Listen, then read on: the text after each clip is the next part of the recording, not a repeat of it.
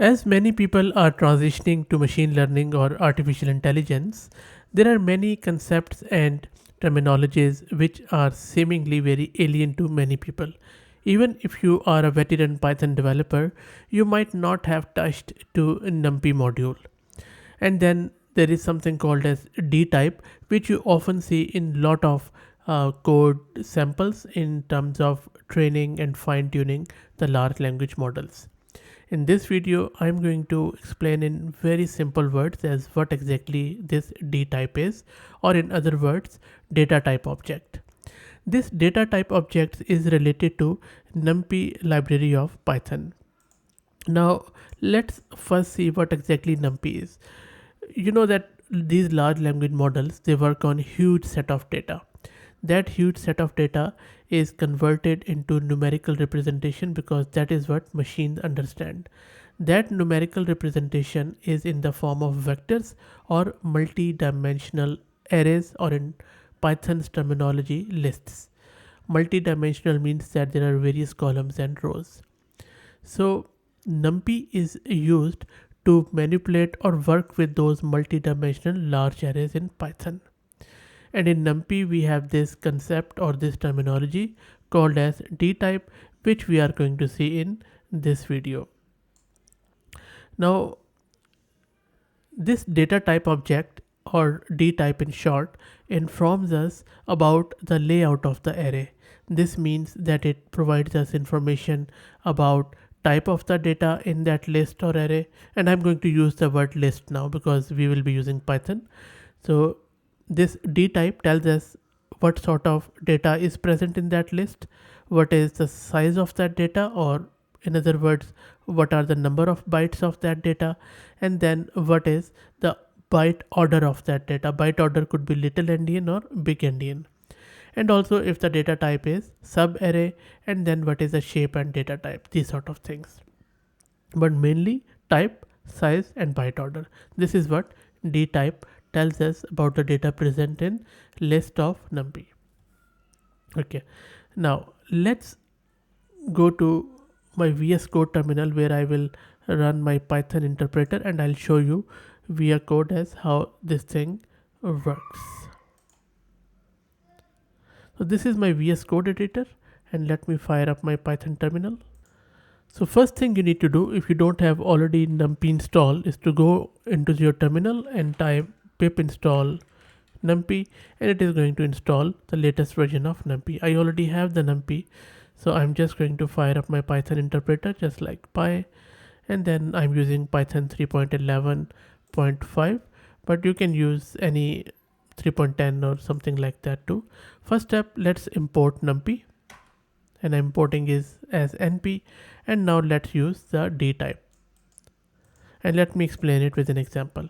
So in this one, what is happening is we are using I4 or and then greater than sign and passing it to dtype, and dtype is a function of np. So what is happening here is that I4 represent integer of size 4 byte. Greater than size represent big endian byte ordering, and if it would be less than size a sign, then it will represent little endian encoding, and dt is simply a variable of type dtype object. So you can see I have stored it. Now let's print it out. So first I'm going to, sorry, let me paste it again. So first I'm going to print the byte order. So all the values are stored in this dt. So I'm just saying dt.byte order, and it is going to print greater than sign, which means big endian. If it would have printed less than sign, it would be little endian. And then now let's print out the size of it in bytes, and the byte this variable consists of 4 bytes. And now let's see what is the name of this data type or dtype. It is int32. Okay, now this int32, it is simply representing the bytes It could be bytes, it could be unsigned integers, it could be floats, it could be complex fixed length of string. Then there are a lot of other things. It can get quite complex very soon. And then this is primarily into the bit size. Okay. Now another thing which NumPy or dtype is used very frequently is with structured arrays. A structured array is one that contains different type of data. Structured arrays can be accessed with the help of fields, and a field is just like specifying a name to the object. And in case of structured arrays, the dtype object will also be structured. So now let's see some of the structured array example. So first let's get the data here. So if you look at this one, I have defined a sort of structured array, and you can tell that from this square brackets, and it contains, or this list contains this element and then this element. So a structured array data type here is containing a 16 character string, as you can see in the name by this 16, and then and a sub array of 264-bit floating point number, as you can see in the grades, the two floating point numbers. And now when we are going to print the data type of object with fields such as grades, okay, let me first enter it, and now let me print it. So I'm printing the grades, and you can see it is floating point, and less than, it is a little endian. And now let's print out the name. There you go. So it is a unsigned integer.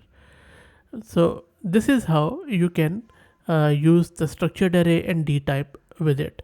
So for example, if you're working with a huge set of multi-dimensional arrays, you have a lot of numerical vector representation or embeddings generated out of your data. With the help of dtype, you can make sense out of it. So this is the whole point of this dtype. I hope that was clear enough. If you still have any doubts, or if you want to add anything, please share it in the comments. And if you like the content, please consider subscribing to the channel. Thank you very much.